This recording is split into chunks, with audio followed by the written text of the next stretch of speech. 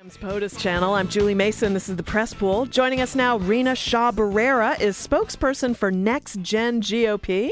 She tweets at Rina in D.C. with us in an op-ed that appeared in the Washington Post, making millennials a Republican generation. Rina, welcome to the show. Hey, thanks for having me. Yeah, this seems to me, when I read through this piece, the rise of sort of the Meghan McCain generation of Republicans. That's true. Meghan really kind of was the first to get out there and be like, this just makes sense, guys. Mm-hmm. Why aren't we behind all this?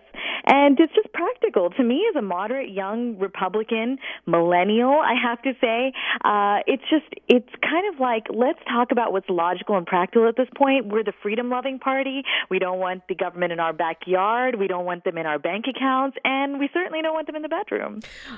Certainly not in the bedroom. So 55% of millennials in 2012 who voted did so for Democrats. And I think there's a perception borne out here that traditionally young voters tend to be a little more liberal. I think that's really the overwhelming perception in society today. In our American society, people are just thinking that, look, the Republican Party is out of touch with what young voters want. The ideology, sort of the policy positions by many of the Republican leadership out there is outdated, and it doesn't really connect with the younger demographic. So I think there's a shift. We're sort of going through something that's very cathartic as a party right now. Again, we are that freedom-loving party. We can appeal to young people. We can show them that, look, this is a way to prosperity.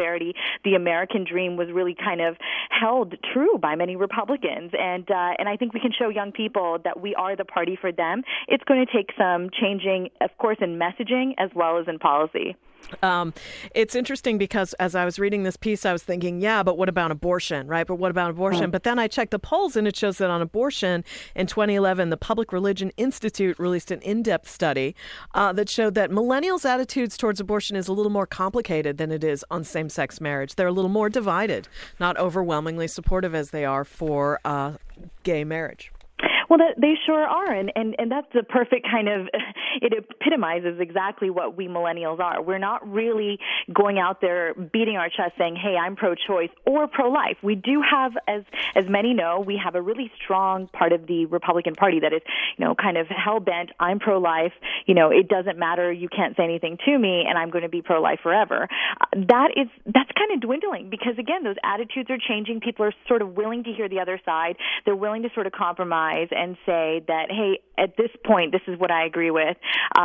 I think more young people want to see compromise. They want to kind of say, this is what we do agree with and this is what we don't agree with. And abortion is one of those subjects. Despite how divisive it is, we sort of want to get to a middle ground with even those we may not see eye to eye with.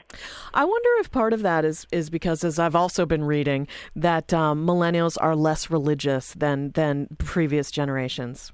Indeed, we saw some recent research from from Pew Research, and we saw that many Americans are calling themselves unaffiliated these days. That is, we've seen such a drop in people sort of saying, hey, I belong to this religion, whether it be Christianity or Islam or really anything, Judaism. I think more and more young people are embracing spirituality. They're getting turned on to newer ideas and perhaps other ways of thinking and sort of taking what they believe and putting it together and saying, this is the way of life. They don't want to be in such rigid institutions. And unfortunately, traditionally, religion has been that.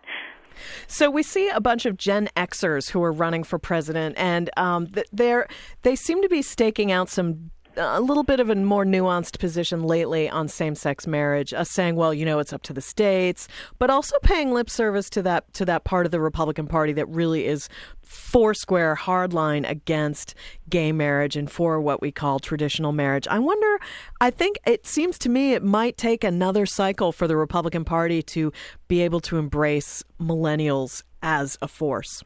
You nailed it. Perhaps it will be another cycle. I mean, I'm forever optimistic. I think that's the only way you can remain in politics is by seeing that, look, it's going to get better. But you're right. I think it will take another cycle because we've seen a lot of people jump into this race right now. The road to 2016 is getting longer and longer as more people kind of jump in. And the Gen Xers are interesting. Look, they're switching up the game, as you sort of indicated. They're doing something really different. They are appealing to two different it's like a Dr. Jekyll, Mr. Hyde thing here. here. It's funny what's happening. People are just trying to figure it out. We know that in 2012 we lost out. Our candidate Mitt Romney lost out by pandering to a base which was traditionally thought to carry the party. Unfortunately, our party has a problem on the single issue stuff. Sometimes we have those single issue voters that when they don't see the candidate representing the view they want, they don't go to the polls. I think the Republicans really have a challenge this time. We certainly have to figure out how to surmount this.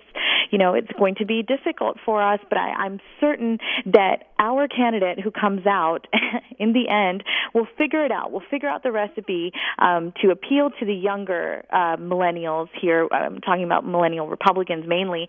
Figure out that, look, let's talk about, for example, with same-sex marriage, let's just leave it to be a civil contract, which is what it is.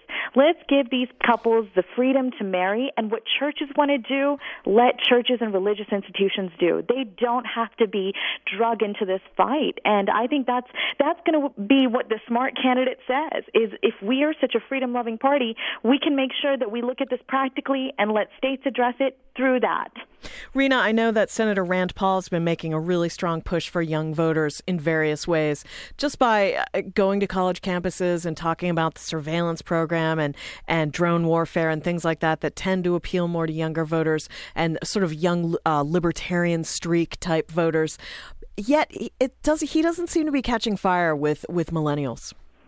There's something to be said about Rand Paul. I think, again, if you go to any college campus and you don't see a "I Stand with Rand" T-shirt, there's something wrong. And this is something that's interesting. He's appealing to a very interesting demographic. His father also did the same, and I think he is trying to figure out who he is right now. Again, the millennials just kind of, we're still waiting to see. We're still waiting to see Rand make that real push for what we believe in. And it kind of runs the gamut here. I mean, it's not exactly one thing. We sort of want to see a balance, and I think that's what millennials really epitomize here. We're not that single issue. We're the next generation because we believe in different tactics, different ways of looking at whether it be policy or messaging challenges. So I think Rand is really going to have to figure out how to court this millennial vote, no doubt. We've seen in past cycles young voters really flock to certain candidates like Howard Dean, another Vermont governor, and now Bernie Sanders is getting a lot of attention from young voters. Ron Paul, as you mentioned, became like a cult figure for younger voters. I wonder who it's going to be this. Of course, Mitt Romney never really took off, as we were discussing with young voters. I wonder who it's going to be this cycle. Your guess is as good as mine. I think it's a bit too early to tell. I mean, again, this millennial vote, it's really up for grabs, just like the independent vote was in 2012. It's just going to be a combination of the right things. We want something fresh. We want something new. Again, we've had an incumbent here in office that, 8 years. You want to see something different happen. Traditionally, we do see a change in party. But I think this playing field so far, the field of candidates who lined up for 2016 to try to vie for this Republican nomination, it's just not looking very good right now to anybody. But I don't see Hillary Clinton picking them up either. I think they're all going to go for Bernie. Crazy Uncle Bernie is going to be the one. It's an interesting splash he's made, isn't it? Rina Shah Bharara is spokeswoman for the Next Gen GOP. She tweets at Rina in D.C. The op-ed in the Washington Post, making millennials a Republican generation. Rina, thank you so much. Thank you. Fun discussion. Pleasure.